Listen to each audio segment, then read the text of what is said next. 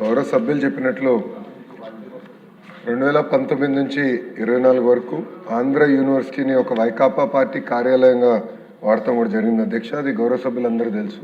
ప్రత్యేకంగా విశాఖపట్నంలో నుంచి వచ్చిన గౌరవ సభ్యులందరూ కూడా తెలిసిన విషయం అధ్యక్ష.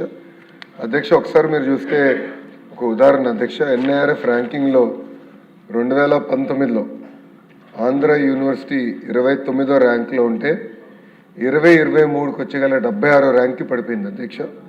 మళ్ళీ మన ప్రభుత్వ అధికారంలోకి వచ్చిన తర్వాత అది 41 ర్యాంక్కి తీసుకొచ్చే అధ్యక్ష. ఇప్పుడు టాప్ 10 యూనివర్సిటీస్ చేయాలనే లక్ష్యంతో ఈరోజు ఒక అద్భుతమైన వైస్ ఛాన్సలర్ కూడా నియమించి అధికారం ఇచ్చి ఆ వ్యవస్థని డ్రైవ్ చేస్తాం జరుగుతుంది అధ్యక్ష.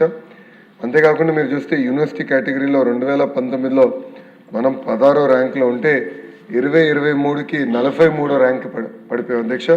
మళ్ళీ ప్రజాప్రభుత్వ అధికారంలోకి వచ్చిన తర్వాత 2025లో మళ్ళీ 23వ ర్యాంక్కి మనం తీసుకొస్తాం జరిగింది అధ్యక్ష. అక్కడ గౌరవ సభ్యులు 2-3 అంశాలు అడిగారు. ఒకటి, ఈ 100 ఇయర్స్ ఉత్సవాలు ఏదైతే జరుగుతుందో అది ఘనంగా జరపాలి, అందరితో కోఆర్డినేట్ చేసి చేయాలని గౌరవ సభ్యులు కోరారు అధ్యక్ష. ఫస్ట్గా రేపు పొద్దున్న నేను విశాఖపట్నం వెళ్తున్నాను. ఎలమంచిలో ఒక కంపెనీకి మేము శంకుస్థాపన వేస్తున్నాము. దాంట్లో భాగంగా రిటర్న్లో కూడా వైస్ ఛాన్సలర్ గారు నేను కలుస్తున్నాను. కలిసి మొత్తం ప్రోగ్రామ్ రివ్యూ చేసి గౌరవ సభ్యులు కూడా కాపీ పంపిస్తాను. మీరు కూడా మీ ఇన్పుట్ ఇస్తే మనం ఘనంగా ఈ శతాబ్ది ప్రోగ్రామ్ అనేది నిర్వహించాల్సిన బాధ్యత ఇక్కడ ఉన్న మన అందరిపైన ఉందని గౌరవ సభ్యులు తెలియజేస్తున్నారు అధ్యక్ష. అంతేకాకుండా అధ్యక్ష, కేవలం ఒక ఆంధ్ర యూనివర్సిటీ కాదు, ఆంధ్ర రాష్ట్రంలో ఉన్న ప్రభుత్వ విశ్వవిద్యాలయాల్లో గత ప్రభుత్వాలు 5 సంవత్సరాలు విచ్చలవిడిగా వాళ్ళ కార్యకర్తలు అక్కడ పెట్టుకుంటాం జరిగింది.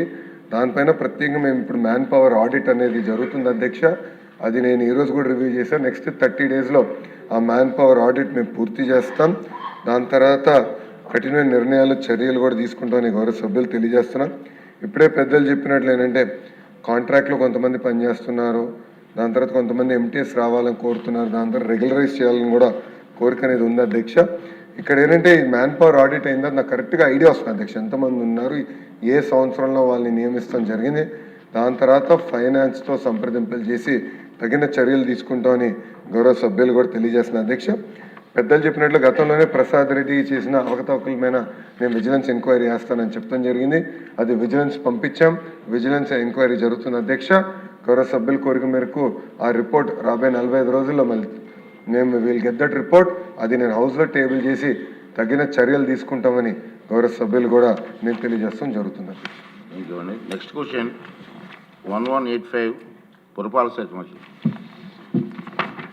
అధ్యక్ష, మొదటి ప్రశ్నకు లేదండి, రెండవ ప్రశ్న ఉత్పన్నం కాదు.